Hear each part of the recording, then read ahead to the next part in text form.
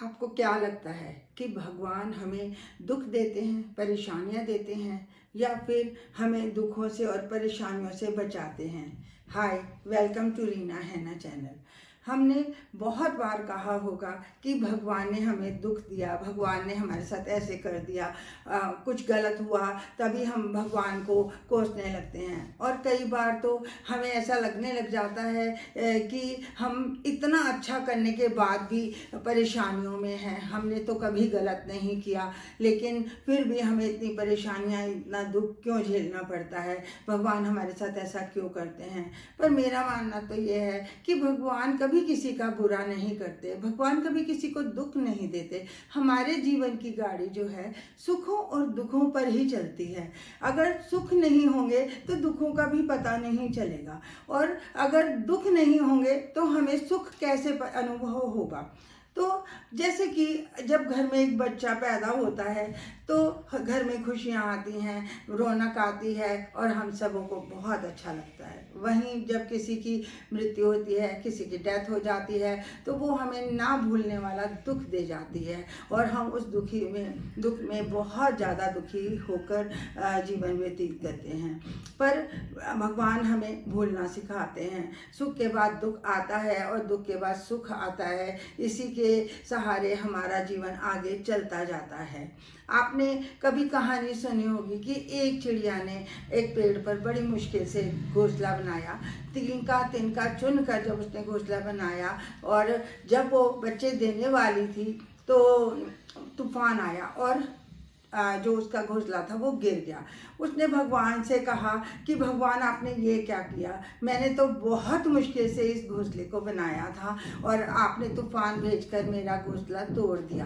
तो भगवान कहते हैं कि मैंने तुम्हारा घोंसला इसलिए नहीं तोड़ा कि तुम परेशान हो जाओ, तूफान इसलिए भेजा कि तुम्हारे घोंसले में एक सांप आ गया था, और जब तूफान भेजा तो तुम उड़ गए और तुम्हारी जान बच गई, नहीं तो तुम अपनी जान से हाथ धो बैठती। तो उसको एहसास हुआ कि भगवान ने मेरे साथ अच्छा किया है, ना कि बुरा।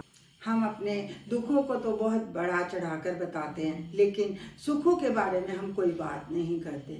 और कई बार तो हमारे जीवन में ऐसे क्षण आते हैं कि हम चाहते हैं कुछ करना, तो हमें पहले से ही पता चल जाता है कि हम ये काम ना करें, और हम उस काम को ना करके खुश रहते हैं और परेशानियों से बच जाते हैं। और कई बार तो ऐसा एहसास होता है कि हमने वो काम अपने मन के विरुद्ध जाकर कर लिया और उसका परिणाम बहुत बुरा हुआ, वो अच्छा नहीं था। इसी तरह से भगवान कई बार हमें हाथ देकर रख लेते हैं और बचा लेते हैं कई परेशानियों से, कई मुसीबतों से। कई बार आपने भी ऐसा अनुभव किया होगा कि लोग कहते हैं या फिर हम भी सोचते हैं कि बाल बाल बच गए, अगर जो मैं वहाँ चला जाता तो ये ना होता, या वहाँ ऐसा हो गया बट मैं बच गया, मैं भी जाने वाला था, या मैं भी ऐसा ही करने वाला था। बहुत लोगों को पता चलता है कि भगवान उनके साथ हैं, और वैसे भी हम भगवान के अंश हैं, तो भगवान हमारे साथ बुरा करेंगे भी क्यों?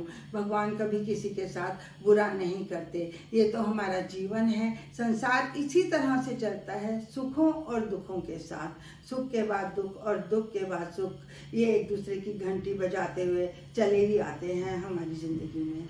बस हमें करना ये चाहिए कि हमें दुखों के साथ सुखों का और सुखों के साथ दुखों का धैर्य से सामना करना चाहिए, और आराम से परेशानियों से निकल जाना चाहिए, और हर काम के लिए, अच्छाई के लिए या बुराई के लिए, सुख के लिए या दुख के लिए भगवान का शुक्र अदा करना चाहिए। अगर जो हमें सुख मिला है तो भगवान का शुक्र है, और अगर दुख मिला है तो भगवान की मर्जी है। आज के लिए बस इतना ही। खुश रहिए।